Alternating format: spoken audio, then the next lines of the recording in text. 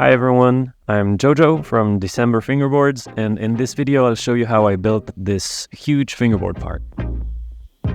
Diving straight in, I'm getting a sheet of the worst 9mm plywood ever and starting to cut the structure for the first module of the part.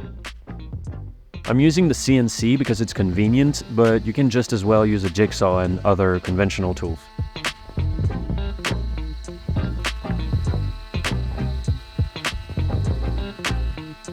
Here I'm removing the tabs that hold the piece to the sheet of plywood. Without the tabs, the piece would just go flying off. One thing about CNC work that people don't realize is that a lot of work goes into programming it beforehand. It doesn't just program itself. That would be great though. And a lot of work goes into cleaning up the pieces afterwards as well, especially lesser quality plywood like this. So here I'm doing that, and since the router bit is round, it can't make sharp inside corners, so I'm squaring these up with a chisel. I'm actually making use of stuff I already have in the shop all throughout this build, so this scrap quality plywood is left over from another job, and I'm recutting some more here to make the ribs of the module and the steps for the stairs.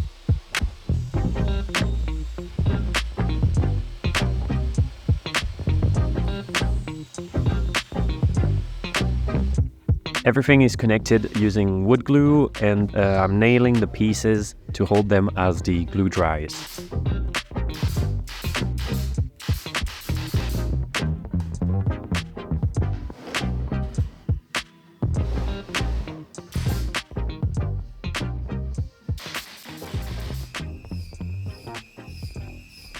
Here I messed up a dimension in my drawings, so I had to correct it by hand.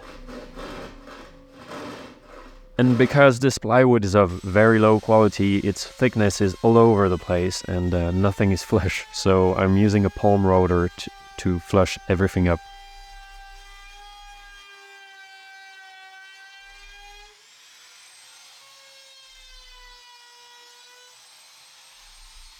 This is all the right angle stuff taken care of, so now I can make the kicker pieces. I'm using this bevel gauge to set the angle on the table saw, and I'm also marking visual references on the workpiece to avoid confusion and cutting off the wrong part.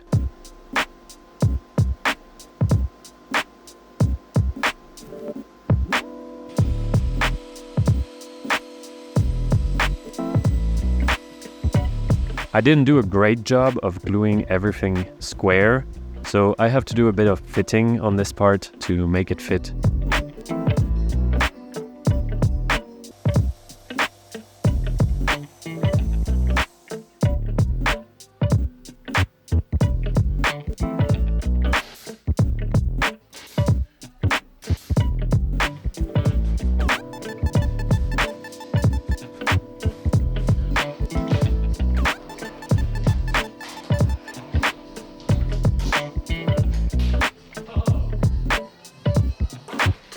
I left that piece long so that I could sand it flush later on, and while I'm at it, I clean up all of the surfaces.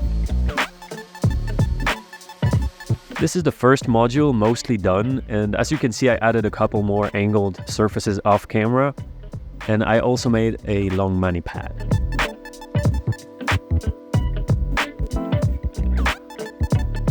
It's not pretty, but it doesn't matter because now we're going to cover everything up. From another project, I also had leftover veneer, so my idea was always to use it to cover up the unsightly plywood. That meant I didn't have to put money into materials. But in hindsight, I don't think it was necessarily the best choice. Working around cheap materials is very time-consuming as they seem to get damaged just by you looking at them. And the veneered surfaces are pretty fragile too, so I had to spend a lot of time doing repairs and being extra careful. What I didn't spend in quality plywood, I had to exchange for my own time. But since we're a small business, we have more time than money. However, those settings enabled me to try a veneering technique that I'd wanted to try for a while.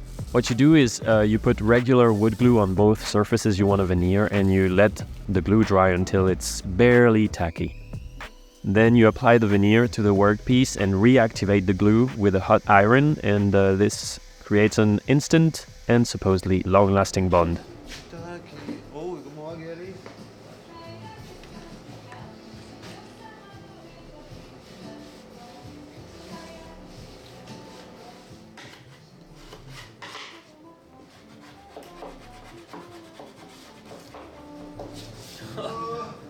Worked.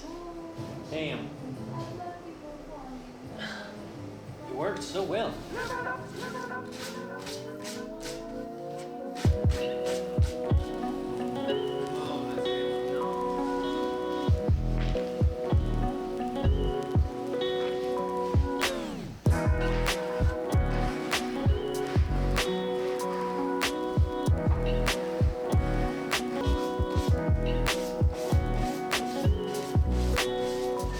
So, there's a couple places where I was too rough and I wasn't careful enough and I destroyed the pie, so the solution to that is wood putty.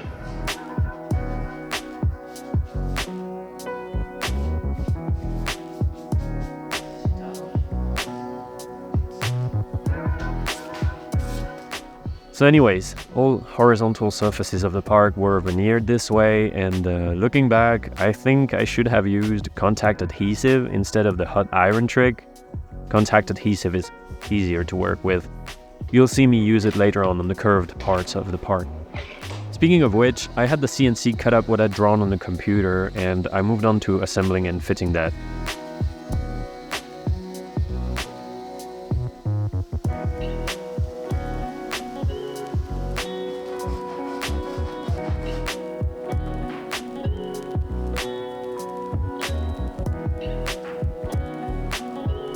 The quarter pieces have some weird looking slots I cut, but I didn't end up using them.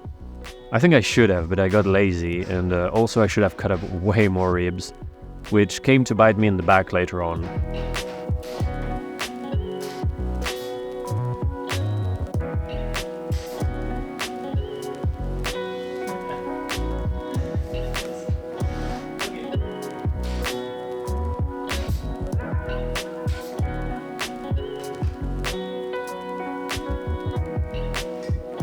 The curve will be made of equally low quality 3mm plywood.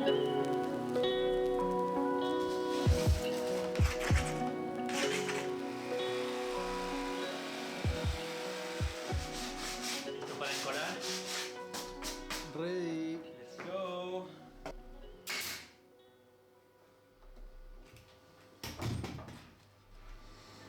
Not good.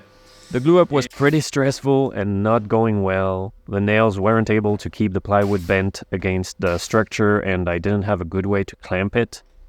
So I came in with screws to get it to bend. It's okay since I'll be covering it all up later on.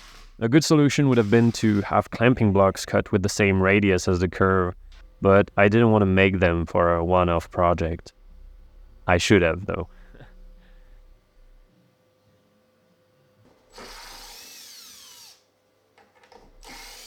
Next, I could clean it all up, filing the nails down, sanding everything flush, and cutting the excess where needed. Hey, thanks for watching. I hope you're enjoying the video. I would like to make at least one of these a month, so I've decided to set up a Patreon page for this channel. As you can imagine, these videos take a lot of time and effort to make, so if you enjoy them and you feel like supporting what we do here at December Fingerboards, please check out our Patreon page in the description of the video. You can also show our videos to your friends or spread the word about the top quality fingerboards we make in this very workshop. Thanks!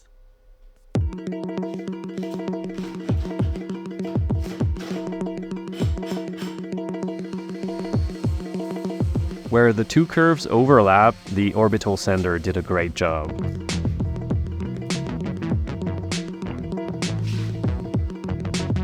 The bottom was left long and needed trimming as well, which I did on the table saw. Not the safest, but turned out okay.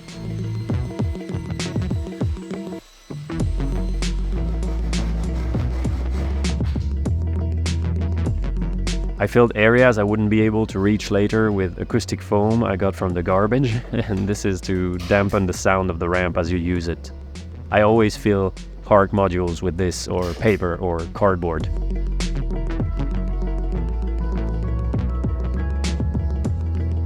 I also made the spine off camera, which was much easier after learning from my mistakes from the first piece. I also veneered this sheet of plywood to act as the table for the park, and I added some ribs to the underside to prevent it from flexing so much. One of the challenges was having to constantly move this big table around since my workshop is tiny and we could only use the shop space at the front outside business hours. I proceeded to mark and drill the attachment points for the modules.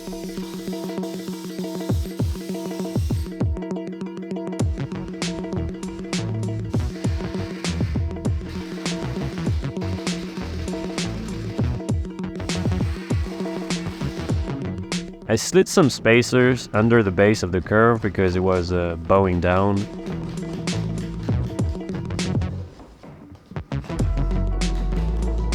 And then I started filling up all the imperfections with filler. But this stuff I bought has to be the worst thing I've ever used. It stinked, it never dried, just the worst. I don't know why this exists.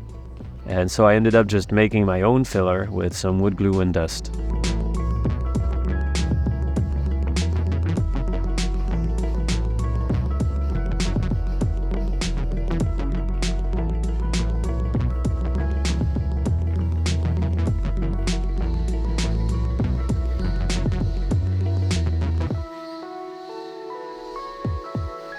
It did shrink quite a bit when drying, so I had to do a second pass. I decided to take a break from wood and grabbed a random tube from the garbage to turn into a rail. It already had some black paint on it, and all I did was drill some holes on the underside, centered as best I could, so that I could slide some legs made from another piece of junk in there.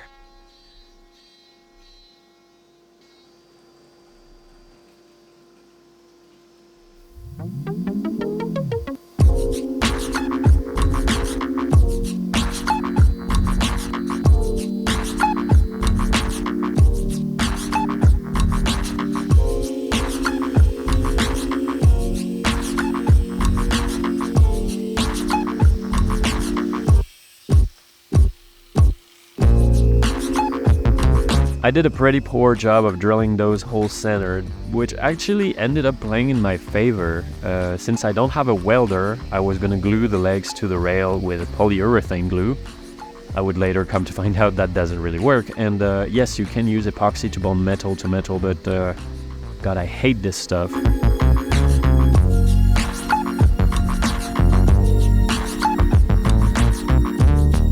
But anyways, what ended up happening is the legs were binding as I pressed the rail into position, and that binding, because of the not well-centered holes, was enough to keep everything in place. The glue really wasn't doing much, so yeah. With that done, the big module could get attached to the table too. Time for the last bit of veneering on this project, and that's the curved surfaces. This time I used contact adhesive. You apply the adhesive to both surfaces, you let it dry to the touch, and you get high on solvents while it's drying. And then when the surfaces touch, it's an instant bond.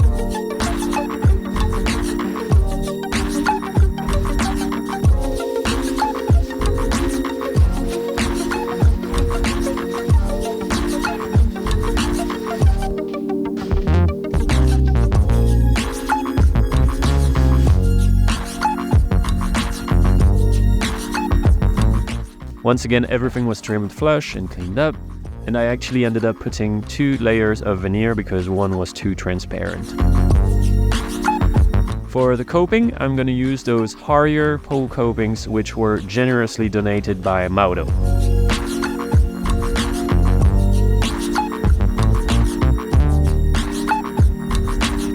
I actually glued the straight line to a piece of veneer first because it would have been difficult to glue them straight in situ.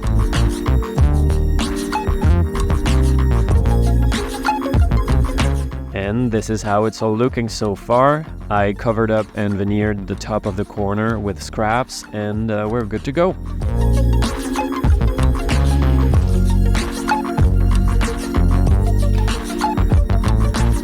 This is gonna be it for this video. Watch out for part 2 coming soon, where I'll tackle making a brick ledge, a handrail made from my grandma's vacuum cleaner, custom concrete obstacles using a variety of techniques, and the final details before giving this part the shredding it deserves. Thanks!